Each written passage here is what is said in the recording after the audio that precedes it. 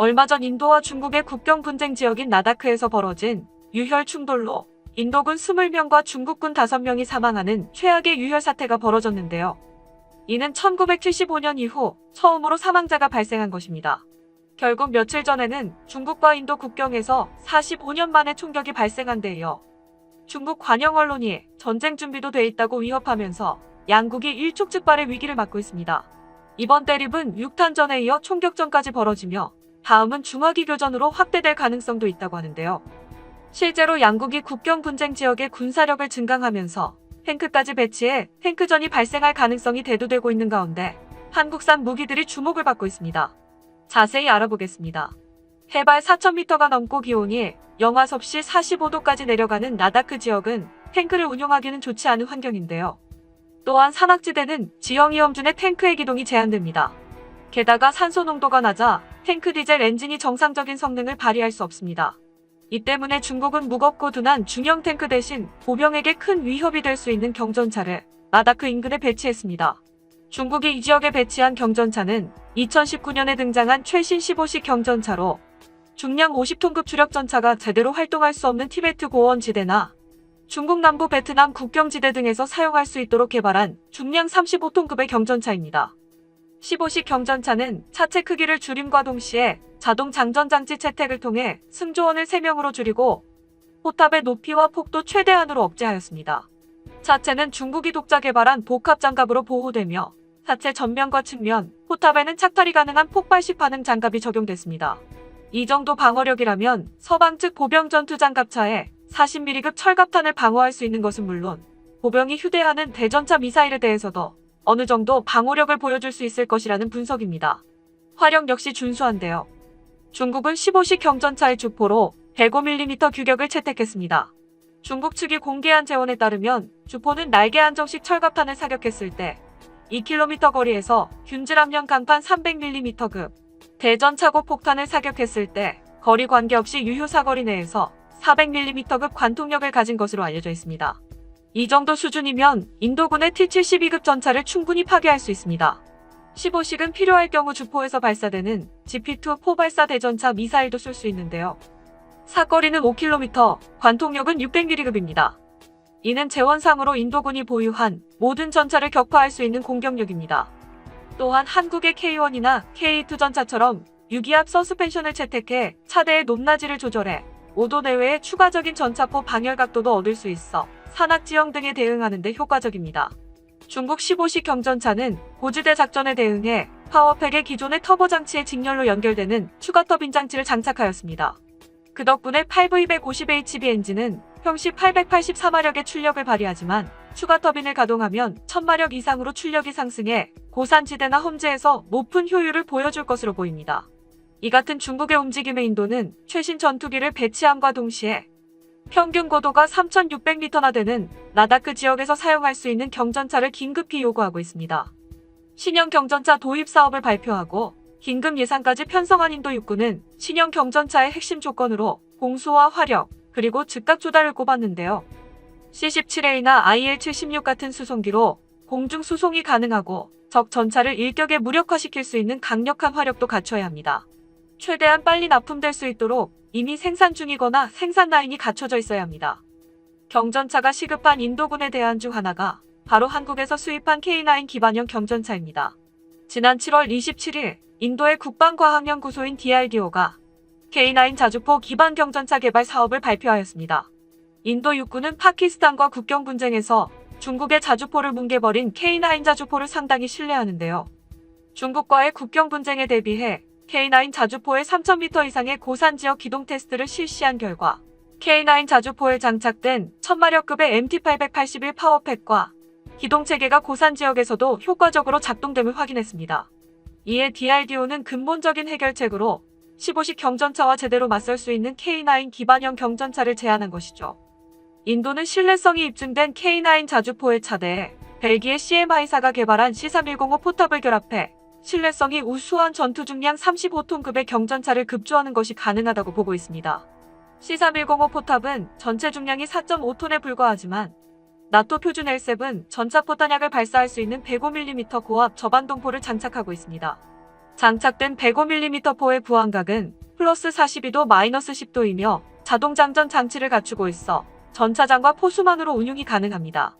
그리고 수요국에 따라 다양한 사격지 휘체계를 장착할 수 있으며 포탑 자동장전 장치에는 12발의 탄을 장전할 수 있습니다. 즉 화력면에서는 중국 15식 경전차에 전혀 꿀리지 않습니다.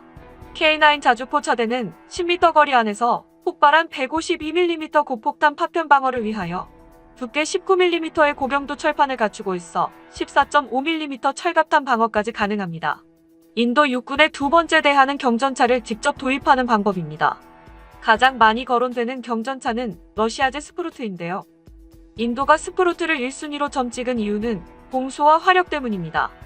스프루트는 러시아가 공수군용으로 개발한 무기로 수송기에 싣고 공중에서 낙하산으로 투하해 작전 지역에 투입하는 공수 능력을 갖췄습니다. 러시아군의 설명대로라면 이 경전차를 통해 인도는 고원지대 어디라도 수송기로 투입할 수 있는 강력한 경전차가 생기는 것이죠.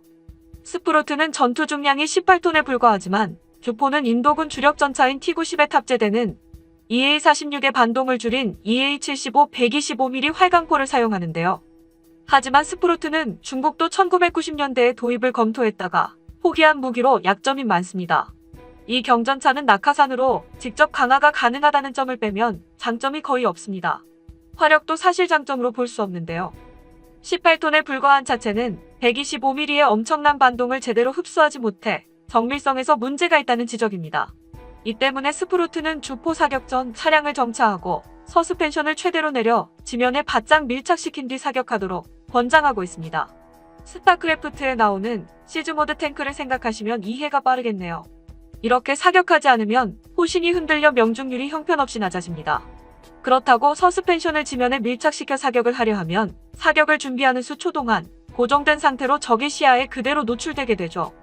또한 경량화를 위해 사용한 알루미늄 합금 장갑재는 중기관총에 관통될 정도입니다. 이런 전차가 전장 한복판에서 사격을 위해 몇 초간 멈춰 있다면 어떻게 될까요?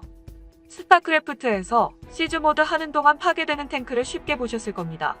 때문에 인도군 내부에서는 중국의 15식 전차에 제대로 대적할 수 있는 경전차를 구매해야 한다는 목소리도 나오고 있습니다. 그 후보로는 한국 하나디펜스의 K-21 105 경전차가 다크호스로 떠오르고 있습니다. 현재 필리핀 경전차 사업에서 경쟁하고 있는 하나디펜스의 K-21 105는 CMI사가 개발한 105mm C3105 포탑을 사용하고 있습니다.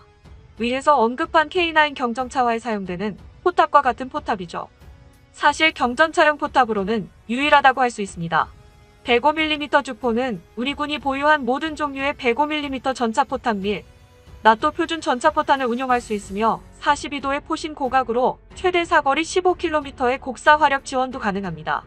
포구 초속은 K274 신형 날개 안정 분리 철갑탄을 사격할 경우 1.56km로 2km 거리에서 510mm의 균질 함량강 장갑을 관통하며 전차포탄뿐 아니라 포발사 대전차 미사일도 발사 가능한데 이 미사일은 반능동 레이저 유도 방식으로 최대 사거리 5km, 장갑 관통력은 RHA 기준 550mm입니다.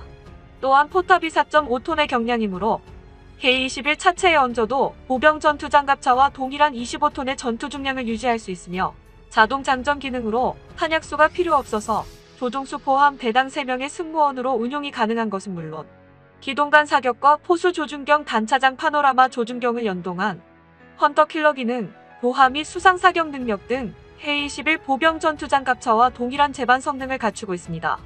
방어력 또한 준수한 수준으로 SE 유리 섬유와 에리오3 세라믹 그리고 알루미늄 합금의 복합재의 장갑재를 사용해 전면 방어력은 BMP3의 30mm 기관포에 APDS탄을 1km 거리 밖에서 방어한다고 합니다.